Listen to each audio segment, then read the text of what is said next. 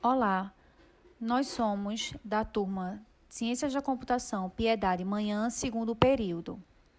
Grupo 1, assunto 01, semáforos, mutestes e monitores, solucionando o problema produtor-consumidor.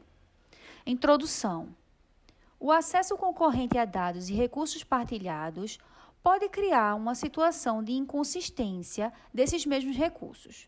Isso porque as várias instâncias acendem e os manipulam de uma forma simultânea, dando razão a situações de inconsistência e de falha. Então, para que uma rotina ou programa seja consistente, são precisos mecanismos que assegurem a execução ordenada e correta dos processos cooperantes. Um dos mecanismos computacionais que podemos usar para que não haja inconsistência de recursos são os semáforos. Um semáforo é uma variável, um mecanismo de sincronização sem espera ativa. Esta variável pode ser manipulada através de duas primitivas atômicas, isto é, que não podem ser interrompidas por processos. A sua função é controlar o acesso a recursos partilhados no ambiente multitarefa. Semáforos. Quando declaramos um semáforo, o seu valor indica quantos processos ou threads podem ter acesso ao recurso compartilhado. Assim, para compartilhar um recurso, o leitor deve verificar qual o valor do semáforo, para saber qual ação deve executar. As principais operações sobre os semáforos são inicialização, operação wait, operação signal. Inicialização. Recebe como parâmetro um valor inteiro, indicando a quantidade de processos que podem aceder a um determinado recurso. Operação wait. Decrementa o valor do semáforo. Se o semáforo estiver com valor 0, o processo é posto em espera. Para receber um sinal, um processo executa o wait e bloqueia se o semáforo impedir a continuação da sua execução. Operação signal. Se o semáforo estiver com valor 0 e existir algum processo em espera, um processo será acordado. Caso contrário, o valor do semáforo é incrementado. Para enviar um sinal, um processo executa um signal. As operações de incrementar e decrementar devem ser operações atômicas ou indivisíveis, isto é, a instrução deve ser executada na totalidade, sem que haja interrupções. Enquanto um processo estiver executando uma dessas duas operações, nenhum outro processo pode executar outra operação nesse mesmo semáforo, devendo esperar que o primeiro processo encerre sua operação. Essa obrigação evita condições de disputa entre as várias threads. Para evitar espera, o que desperdiça processamento de máquina, a operação wait utiliza uma estrutura de dados, geralmente uma FIFO. Quando um processo executa essa operação e o semáforo tem o seu valor 0, este valor é posto na estrutura. Quando outro processo executar a operação signal, havendo processos nessa mesma estrutura, uma delas é retirada. No caso, FIFO é retirada a primeira que entrou. Os semáforos são uma primitiva de concorrência muito básica, que suportam o acesso concorrente às zonas de memória partilhada. Ainda que alguns problemas de sincronização possam surgir, tais como deadlocks e starvation. Para que esses problemas possam ser eliminados, convém usar soluções melhores para exclusão mútua, como, por exemplo, monitores. Resolvendo o problema do produtor-consumidor. Um semáforo seria uma variável que poderia ter o valor 0, caso nenhum wake-up seja necessário, ou um valor positivo, dizendo quantos wake-ups estão pendentes. A ideia é que tenhamos duas operações, down e up, generalização de sleep e wake-up. A operação down checa se o valor do semáforo é maior do que 0. Caso positivo, decrementa 1 e continua a execução do processo. Caso negativo, o processo é colocado para dormir, até que haja algum valor positivo no semáforo. Note que as operações executadas pelo semáforo são atômicas e, por isso, garantimos que há exclusão mútua. A operação up incrementa o valor do semáforo. Caso algum processo esteja esperando para ser acordado, o sistema ativa esse processo para que ele possa ser executado, ou seja, para que ele possa fazer sua chamada de down. Note que, após fazer a operação up, se algum processo estava adormecido, o valor do semáforo vai continuar sendo 0 após a execução. Para implementar as operações de up e down, é necessário usar chamadas de sistema ou a função TSL. Para o problema do produtor-consumidor, usaremos 3 semáforos: Full, Empty e Mutex. Full conta o número de slots cheios, iniciado com 0. Empty conta o número de slots vazios, iniciado com o número de slots no buffer. E Mutex gerencia se o produtor ou consumidor está acessando o buffer, iniciando com 1. Semáforos que são inicializados com 1 e usados por 2 ou mais processos para garantir que somente um deles estão na seção crítica são chamados de semáforos binários. Se um processo faz um down logo antes de entrar na seção crítica e um up logo depois, temos exclusão mútua garantida. A seguir, o problema produtor-consumidor resolvido com semáforo no código. Mutexes. Levando em consideração que há necessidade de garantir a consistência dos recursos, a utilização mais simples do semáforo é em situações na qual se utiliza o princípio da exclusão mútua, isto é, que só um processo é executado de cada vez. Para isso, utiliza-se um semáforo binário, com inicialização em 1. Esse semáforo binário atua como mutex.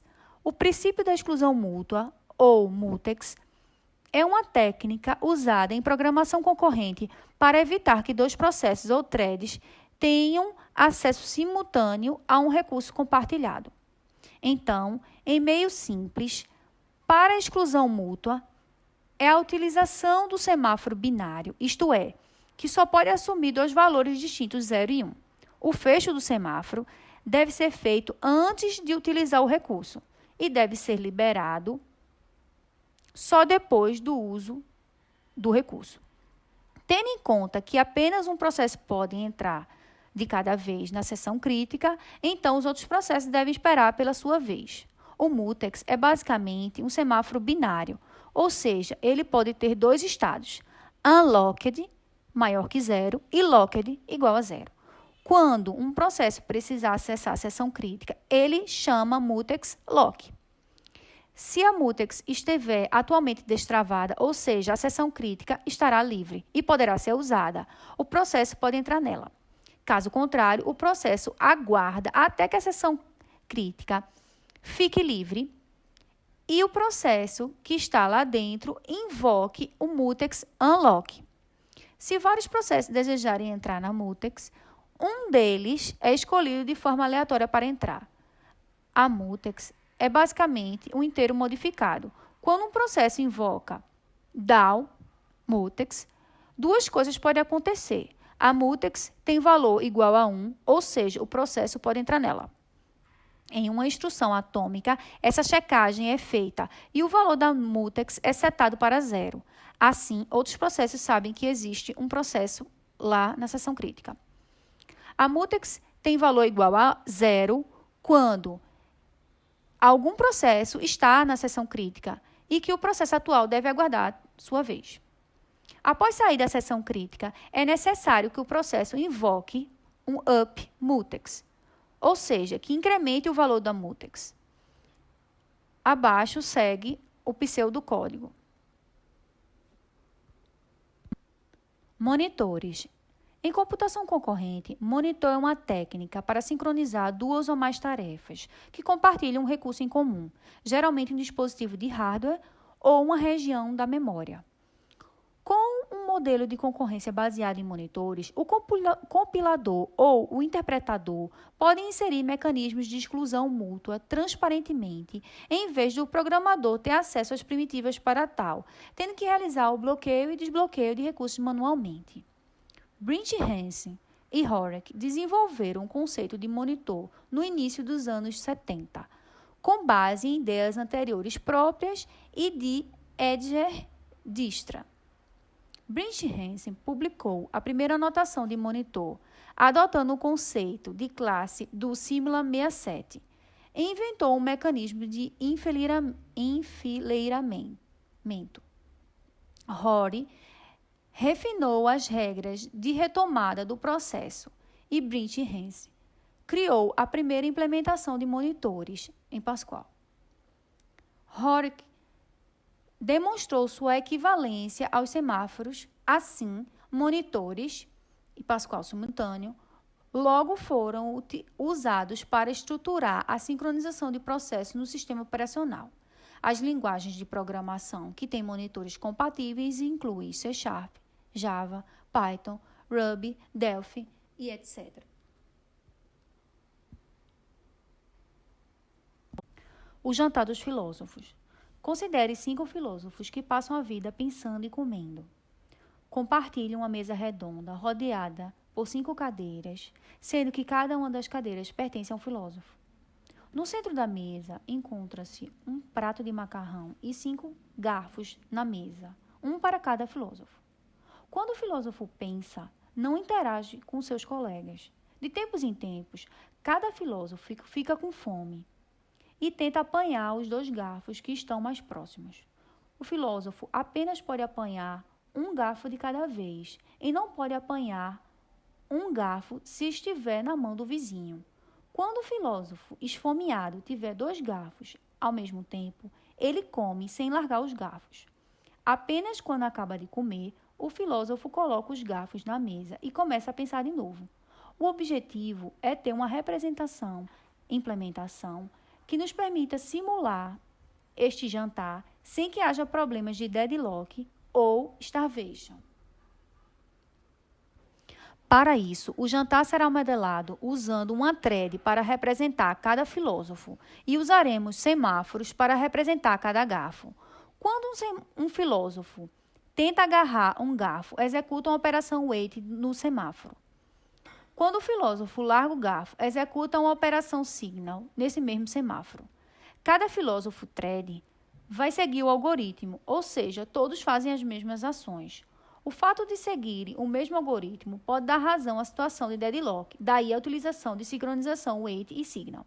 Uma outra possibilidade de deadlock seria mais de que um filósofo ficar com fome ao mesmo tempo. Os filósofos famintos tentariam agarrar os garfos ao mesmo tempo. Uma solução livre de deadlock não elimina necessariamente a possibilidade de um filósofo morrer esfomeado. O semáforo irá garantir que haja exclusão mútua, onde apenas um filósofo estará com um determinado garfo por vez. As soluções anteriores também garantem a exclusão mútua, mas o semáforo irá garantir a completude do programa. Não haverá starvation nem deadlock. No problema do jantar dos filósofos, a seção crítica da execução de um filósofo é a operação de comer, que necessariamente precisa utilizar os 2 garfos. Nessa nova implementação, devemos representar cada garfo como um mutex. Logo após o filósofo terminar de comer, os 2 garfos que estavam com ele serão liberados. O sistema operacional garantirá que outras threads interessadas no recurso liberado sejam escalonadas para executar e tentar pegar os garfos livres. Por todos esses motivos, o jantar dos filósofos é um algoritmo que deve ser implementado com algum cuidado por parte do programador. Com o recurso, o leitor pode facilmente encontrar vários exemplos de implementação desse algoritmo em várias linguagens. Apesar de o jantar dos filósofos ser um problema clássico de sincronismo, é também uma situação teórica. Contudo, a verdade é que, no mundo real, há várias situações em que mecanismos de sincronização são usados e extremamente necessários, certo? Como, por exemplo, uma simples transação bancária, em que há necessidade de garantir a integridade e a boa sincronização do saldo real da nossa conta. Na tela a seguir, podemos verificar a execução do algoritmo do jantar dos filósofos. Obrigada.